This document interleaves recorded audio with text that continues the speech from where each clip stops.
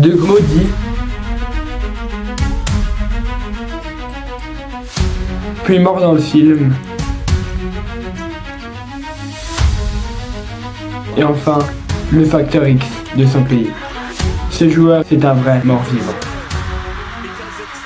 Yo, aujourd'hui on se retrouve pour parler d'un joueur chinois. On va parler de Liang Jingkun. Il a intégré donc cette équipe de Chine déjà à 9 ans.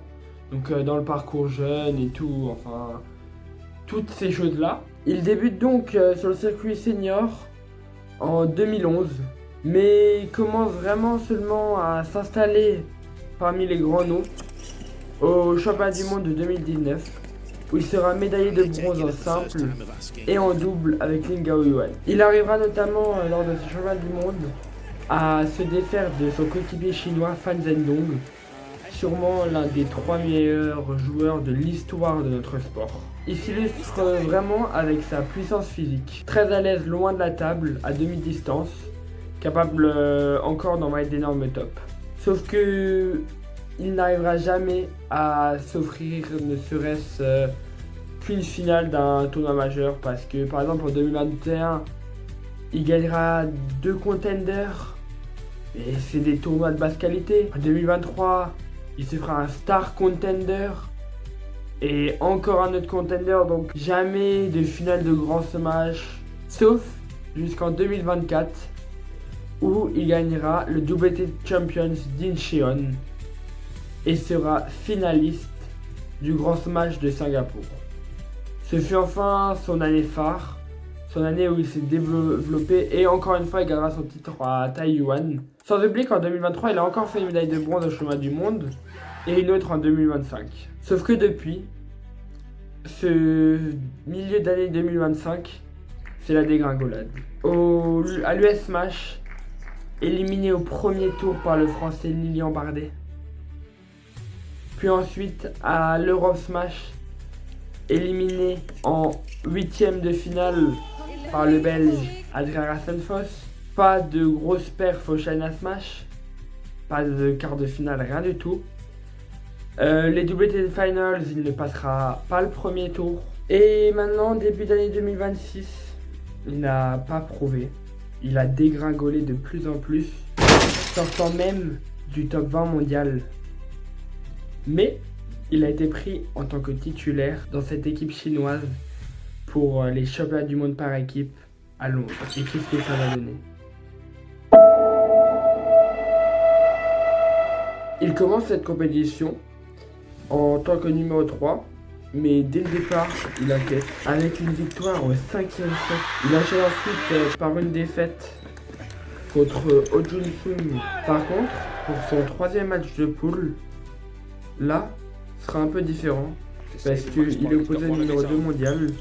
Il sortira un très gros match et perdra malheureusement 12-10 au 5e set. Résultat, une phase de poule assez mitigée, avec une victoire pour 2 défaites, dont une victoire très douteuse, et par contre une défaite qui aurait pu être une très belle perf pour lui. Heureusement, en 16e de finale contre l'Australie, là il passe l'adversaire 3-0, ce qui rassure déjà un peu plus. Mais par contre, il viendra derrière être nouveau placé en numéro 2 à la place de son compatriote Lin Chidong. Il se fera battre 3-0 par Edouard Dionescu.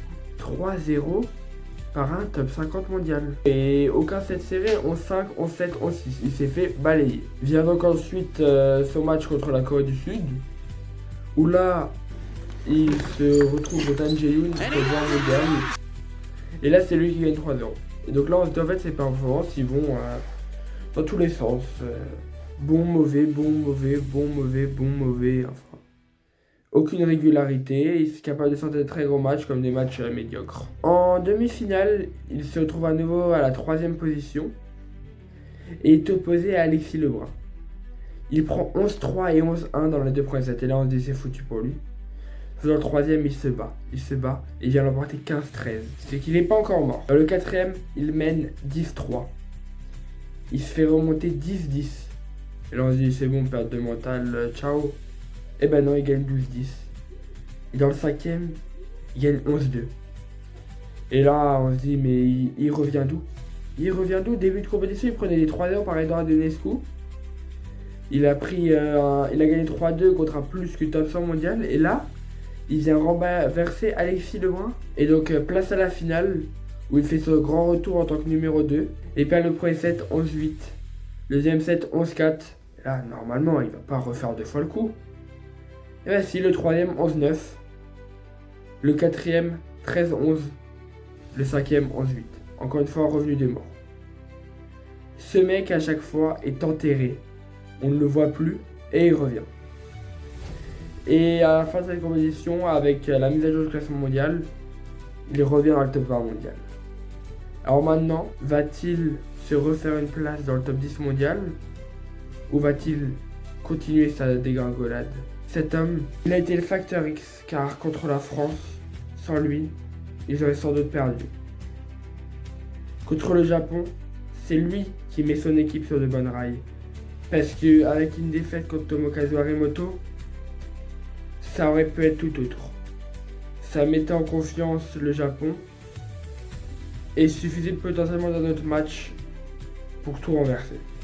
En tout cas, voilà pour ce joueur que désormais on pourra surnommer le mort-vivant. Et n'a-t-il pas pris maintenant, aux yeux de sa fédération, la place de Lin Chidong, qui lui est sûrement mort dans le film?